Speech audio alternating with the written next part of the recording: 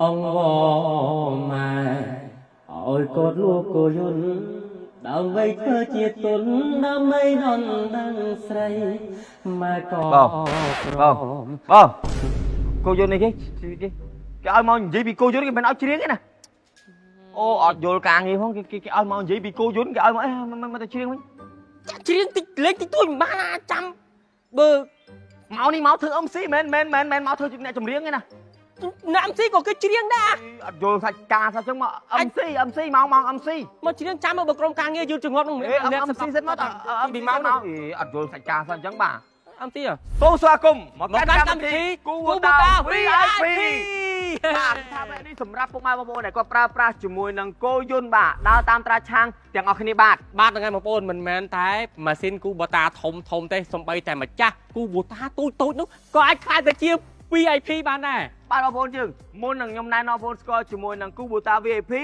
សូមណែនាំបងប្អូនស្គាល់ជាមួយនឹង app គូបូតាសិនបងប្អូនយើងជាមួយនឹង app គូបូតាក៏ថាមានមុខងារច្រើនខ្លាំងមែនតើបងប្អូនយើងដូចអាពេលរបស់បងប្អូនកំពុងតែជួឬមួយកំពុងតែច្រូតហ្នឹងគឺថាយើងដឹងពីផ្ទៃកលាយើងដឹងពីម៉ែត្រគឺច្បាស់តែម្ដងហើយបើតែការតែប្រសើរនោះគឺថា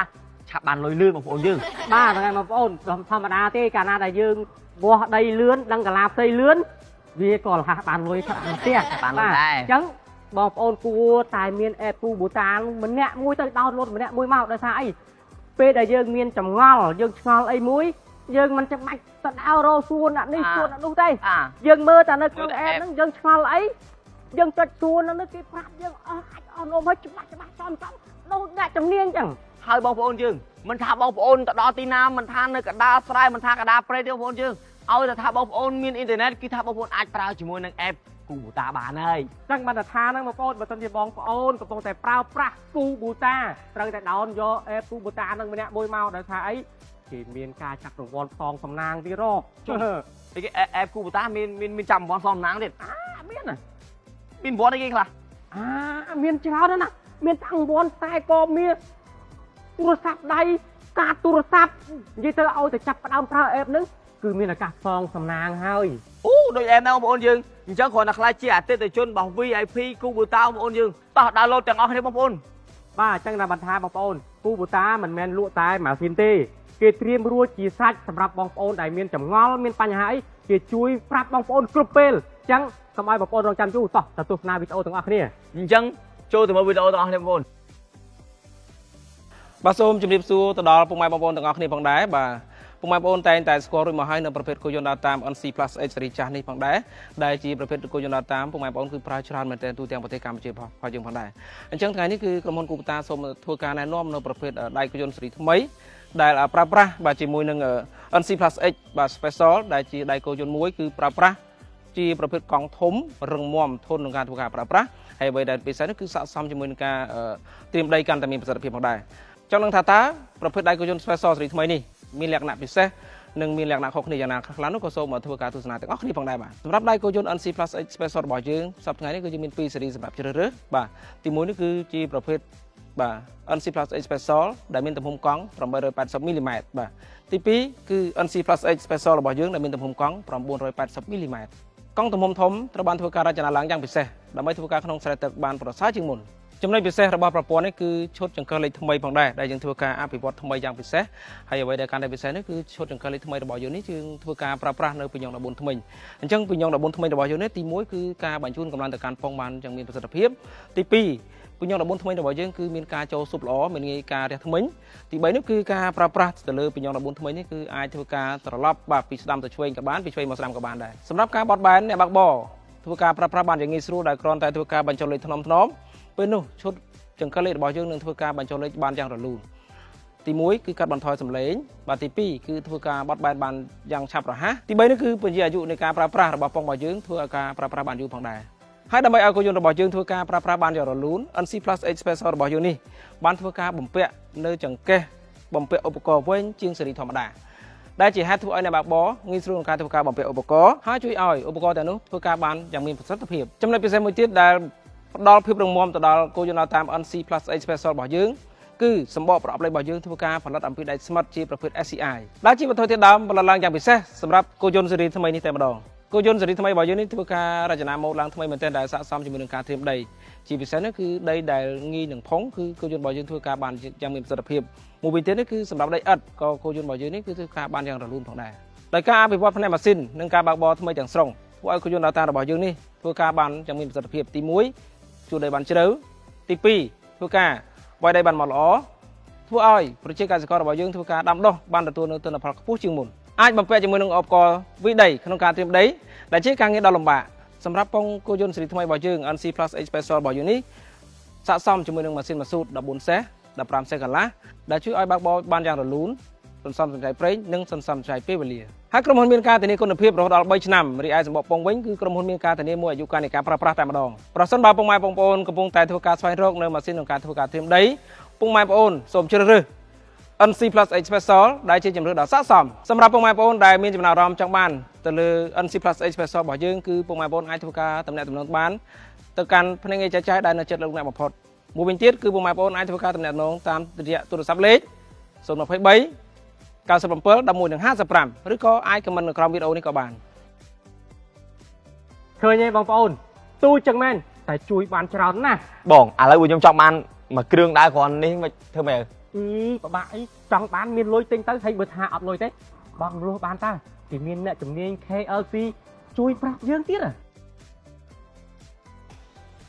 សូមស្វាគមន៍មកកាន់ក្រុមហ៊ុន Kubota Leasing Cambodia PLC បងប្អូនមានបានដឹងអត់ថា Kubota KLC ក៏មានសេវាកម្មបង់រំលោះទៅលើម៉ាស៊ីន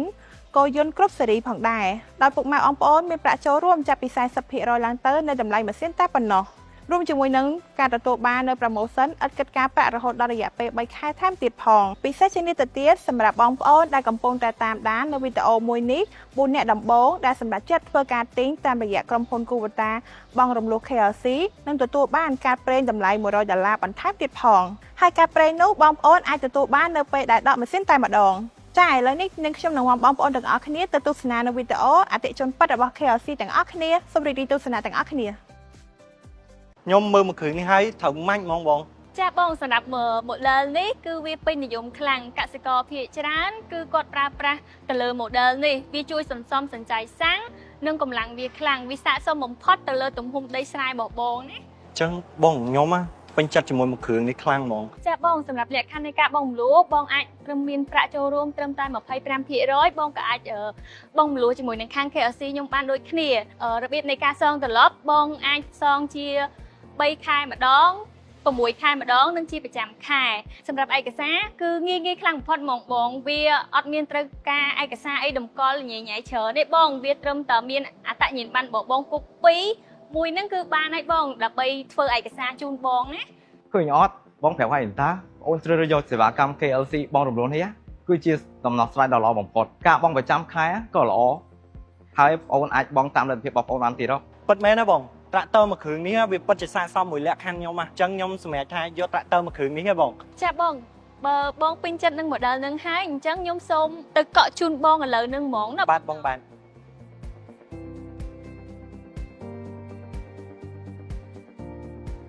ចឹងខ្ញុំសូមឲ្យបងជួយបំពេញព័ត៌មានផ្ទាល់ខ្លួនទំហំដីស្រែ ឯកសារដែលបងដាក់ជូនបងហ្នឹងពេលណាដែលបងដឹងថាជាប់នឹងបង ចាបងនៅពេលដែលបងកក់ជូនបងរួចរាល់នឹងមានមន្ត្រីអនុទានខាងបងខលតាក់ទងទៅបងដើម្បីណាត់ជួបចោះមើលដីស្រែរបស់បងដើម្បីផ្ទៀងផ្ទាត់ព័ត៌មានចំពោះការអនុម័តវាមិនលើសពី 3 ថ្ងៃទេបងនឹងដឹងលទ្ធផលហើយ 3 ថ្ងៃលឿនទៅហើយម៉ែបងអញ្ចឹងខាងបងនឹងរៀបចំឯកសារផ្សេងជូនបងហើយអ្វីដែលសំខាន់រងចាំបងចង់ទៅមើលដីស្រែផ្ទាល់ខាងបងដូចគ្នា បងពិតជារីករាយមែនតើ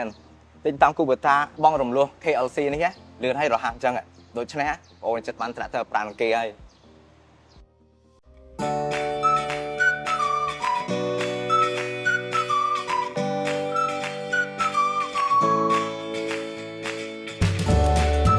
អរគុណបងថ្ងៃនេះដែលបានជួយខ្ញុំមើលដីស្រែ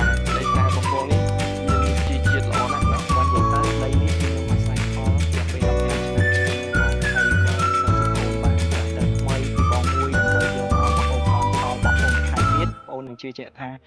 ផលដំណាំបងប្អូនthật là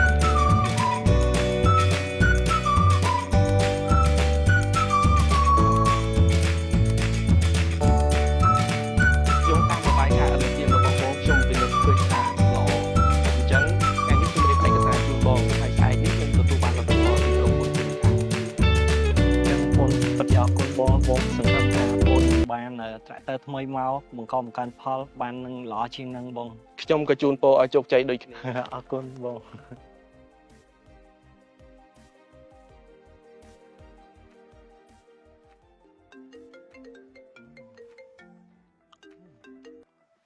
អាឡូជំរាបសួរបង ជំរាបសួរបង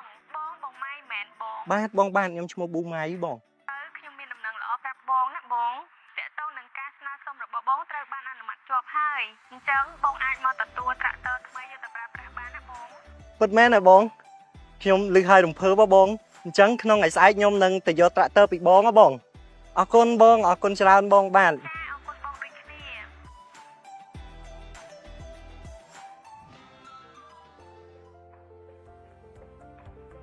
ចូលរួមអបអរសាទរផងបងនេះគឺជាកូនសោត្រាក់ទ័រថ្មីណាបង បាទបង ហើយនេះគឺជាកាដូបន្តិចបន្តួចពីខាងប្អូនណាបង ពី KLC ហ៎បង ចាបង Let's go. បាទបងចឹង I បង wake up to a little bit of drool on my pillow, feel like it's gonna be a bad day. Yeah, I'm tired of shit, and the coffee ain't hit yet. Damn, ain't that great. I don't wanna go to work, cause my boss is a jerk, and I'm not even that paid. I need a change in my life, cause I don't feel alive, and there's nothing that makes me happy. Hold my beer for a minute. I'm about to quit my job, cash in for a ticket. I'm going on a trip and I don't plan to visit. I'm gonna stay there till I feel like I'm winning. Oh, and this is just the beginning. I need a big change, help me feel like living. I need a big swing, home runs I'm hitting, and I'll never look back. Moving on till I get it all. តែអ្វីមិនបានគូបតាបងរំលោះ KLC វាបានផ្លាស់ប្ដូរជីវិតខ្ញុំទាំងស្រុង But what you gonna do for it? How you gonna move for it? What you gonna be? And do you believe you can do? តោះបងប្អូនចូលរួមក្លាយជាសមាជិកគ្រួសារ KLC ទាំងអស់គ្នាប្រសិនបើពុកម៉ែបងប្អូនមានតម្រូវការទៅលើម៉ាស៊ីនម៉ាស៊ូតឬក៏គោយន្តដើរតាមប៉ុន្តែពុំមានលទ្ធភាពគ្រប់គ្រាន់ក៏អាចជ្រើសរើសសេវាកម្មបងរំលោះជាមួយនឹងគូបតាបងរំលោះបានដែរដើម្បីសាកសួរព័ត៌មានបន្ថែមសូមហៅទៅកាន់លេខ1800 20កុដ8989ពេលនេះនាងខ្ញុំសូមអរគុណសូមជម្រាបលា បងរស់ទៅនេះជំនាញ KLC គេប្រាប់ហើយ អីបងប្អូនយើងគឺទៅស្រួលមែនតាសូម្បីតែគោយន្តក៏អាចបងមលូបានដែរបងប្អូនយើងប៉ុន្តែខ្ញុំអត់ទាន់ដឹងច្បាស់ថាគោយន្តនឹងយកទៅប្រើប្រាស់បានអីខ្លះបង បាក់ឆ្ងល់ណាមើលវីដេអូទៅគេមានវីដេអូឲ្យមើលតា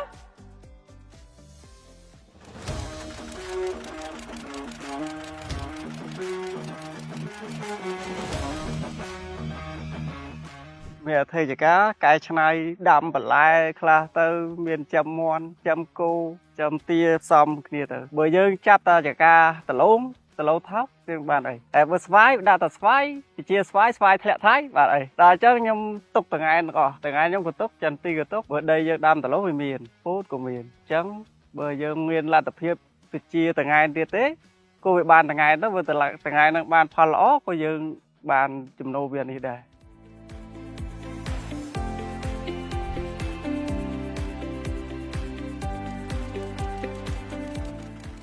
ខ្ញុំងឹមធាស្មោះពេញនៅភូមិដូនត្រិតឃុំតាសាញស្រុកកំលូតខេត្តបាត់ដំបង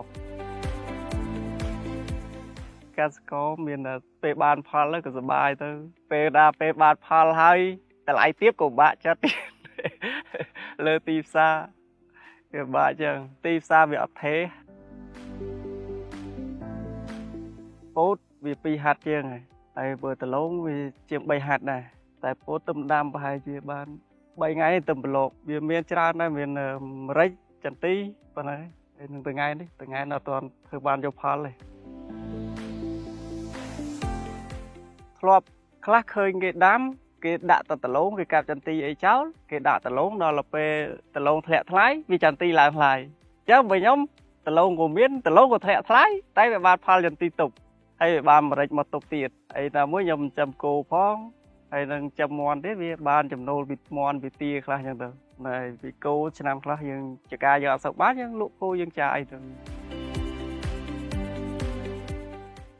សំខាន់ដែរអានេះវាដើរតួនាំមុខវាជំនួយការដែរអានេះជំនួយការល្អវាល្អបើយើងអត់ធ្វើអានេះយើងចំណាយទៅលើជួលគេទាំងអស់ហើយអញ្ចឹងវានេះច្រើនអានេះបើតាម នេះមកវាច្រើនមុខដែររស់ជួដីដាំពោតដាំអីដឹកដៀវវាបានច្រើនមុខដែរឆ្នាំមុនមានចន្ទីមានដលង តែអត់ពោទេមានតែ2មុខហ្នឹងទេ3មុខទៅម្រេចណាមុនដលងវាបានតែ1បាតជាងទេតែបើកាលពីខែ1ខែ2ខែ12ខែ11អីវាបានតម្លៃរៀង2បាតដល់ធ្លាក់មកខែ1ខែ2ខែ3នៅ1បាត20ផុតពីដលងមករេចន្ទីវាបាន5000ជាងដែរ5700 800ហើយបើខ្ញុំបេះម្រេចខ្ចីបាន1គីឡូ10000បានចំណូលពីហ្នឹងខ្លះយើងតើមានកែច្នៃពីកសិកម្មហ្នឹងធ្វើម៉េចក៏យើងបានផលចំណូលខ្លះទៅបើយើងគិតទៅមកក៏យើងទៅអត់រួចផែនការមានចង់ធ្វើតង្ហែដាំម្រេចក៏រកដាំថតដែរតែគាត់យើងអត់ទាន់មានពេលដាំឥឡូវអត់ទាន់បញ្ឈរចលងហងឡើយតែគិតថាព្រោះស្រូវយើងដល់ខែព្រោះស្រូវហ្នឹងយើងព្រោះហើយឲ្យតែយើងប្រឹងចាប់ដៃគ្នារកវាមិនចេះអត់ទេលុយវាបានតិចបានច្រើនប៉ុណ្ណឹងបាទប្រាក់ចំណូលបើយើងគិតថាការងារណាយើងបានចំណូលខ្លាំងយើងផ្ដោតឲ្យទៅនឹងខ្លាំងទៅបាទខាងណារៀងបានទៀបយើងអាចទុកពេលវាចោលវាសិនទេយើងទុកវាសិនទៅខាងហ្នឹងយើងទៅយកពីខាងនោះមកវិញសិន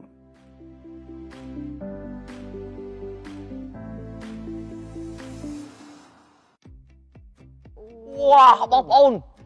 តូចតែខ្លួននេះបងប្អូនតែជួយការងារបងប្អូនបានច្រើនមែនទែនមិនថាជួមិនថារស់មិនថាអូមិនថាដឹកនិយាយបានមួយសេតបណ្ដោយបានសេតបណ្ដោយនេះបាទហើយនិយាយទៅបងប្អូនថែមពីលើនឹងទៀតគេមានវីដេអូសេវាកម្មជាងពេលបងប្អូនមើលវីដេអូនឹងហើយងាយស្រួលពេលដែលបងប្អូនមានបញ្ហាអីមួយយើងអាចដោះស្រាយខ្លួនឯងបានអញ្ចឹងតើបងប្អូនទៅមើលវីដេអូទាំងអស់គ្នាបាទសូមជម្រាបសួរបងប្អូនប្រជាកសិករទាំងអស់គ្នាបាទដោយដែលពុកម៉ែបងប្អូនបានដឹងរួចមកហើយថាបច្ចុប្បន្ននេះមានប្រេងរំអិលជាច្រើនប្រភេទនិងច្រើនម៉ាកយីហោដែលបានដាក់លក់នៅលើទីផ្សារហើយអាចប្រើប្រាស់បានជាមួយនឹងម៉ាស៊ីនម៉ាស៊ូតកូយ៉ុនដើរតាមម៉ាស៊ីនបូមទឹកក៏ដូចជាគ្រឿងចក្រកសិកម្មទូទៅផងដែរហើយខ្ញុំជឿជាក់ថាពុកម៉ែបងប្អូនប្រកាសជាធ្លាប់បានឃើញនិងស្គាល់រួចមកហើយអំពីប្រេង CF ត្រាឆាងមួយនេះបាទមកដល់ត្រង់ចំណុចមួយនេះពុកម៉ែបងប្អូនធ្លាប់គិតទេថាតើប្រេងម៉ាស៊ីន CF ដែលពុកម៉ែបងប្អូនធ្លាប់តែទិញមកប្រើប្រាស់នៅរយៈពេលកន្លងមកតើអាចជាប្រេងម៉ាស៊ីន CF คล้ายៗដែរឬទេហើយថាតើពុកម៉ែបងប្អូនមានវិធីសាស្ត្រត្រួតពិនិត្យដូចម្ដេចដើម្បីឲ្យប្រកាសក្នុងចិត្តថាតើមួយណាជាប្រេងម៉ាស៊ីន CF ពិតប្រាកដបាទថ្ងៃនេះយើងមានប្រេង CF ត្រាឆាងចំនួន2ប៊ីដុងហើយមួយជាផលិតផលពិតនិងមួយទៀតជាផលិតផលคล้ายៗហើយប្រសិនបើមើលតែសម្បកពីដុងខាងក្រៅមួយផ្លែតអូហូវាស្រដៀងគ្នាខ្លាំងណាស់ស្ទើរតែមិនអាចសម្គាល់បានថាមួយណាជាផលិតផលពិតនិងមួយណាជាផលិតផលคล้ายៗនោះទេបាទថ្ងៃនេះខ្ញុំនឹងមកបង្ហាញពុកម៉ែបងប្អូនអំពីវិធីសាស្ត្រលឿនងាយដើម្បីឲ្យពុកម៉ែបងប្អូនអាចធ្វើការត្រួតពិនិត្យប្រេងម៉ាស៊ីន CF បានក្នុងគណៈពេលដែលពុកម៉ែបងប្អូនកំពុងតែទិញប្រេងម៉ាស៊ីននោះតែម្ដង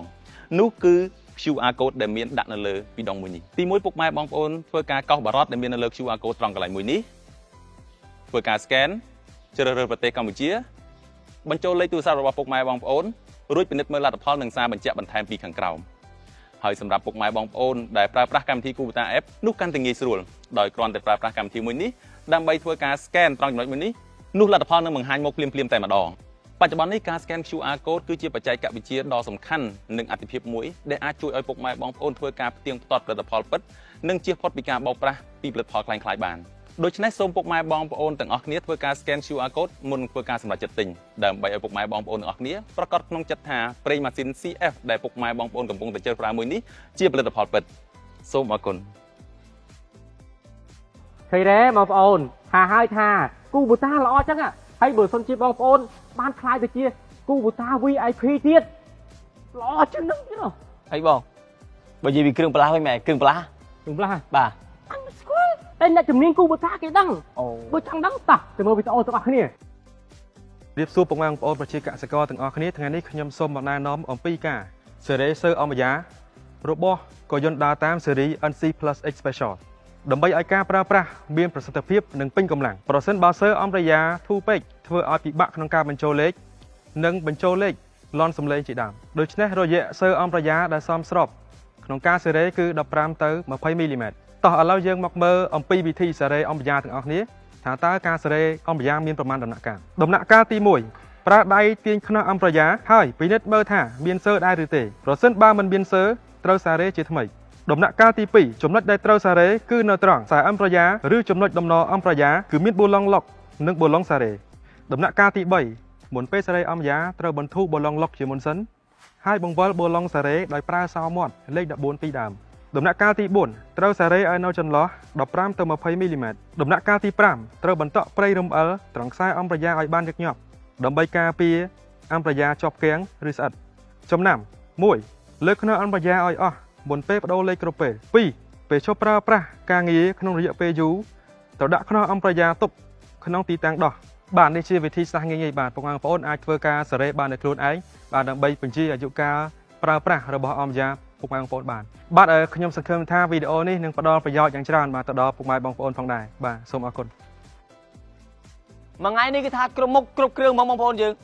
រកអត់ទៀតបាទចឹងមិនថាបងប្អូនកម្មវិធីគូបូតា VIP បានមកដល់ទីបញ្ចប់ហើយតែសេវាកម្មនៅតែបន្តគូបូតានឹងរកអ្វីដែលថ្មីកម្មវិធីថ្មីមកចែកជូនពុកម៉ែបងប្អូនទៀតហើយកុំភ្លេចតាមដានទស្សនាវីដេអូទាំងអស់គ្នាបងប្អូនពួកខ្ញុំទាំងពីរនាក់បាយសូមគោរពលា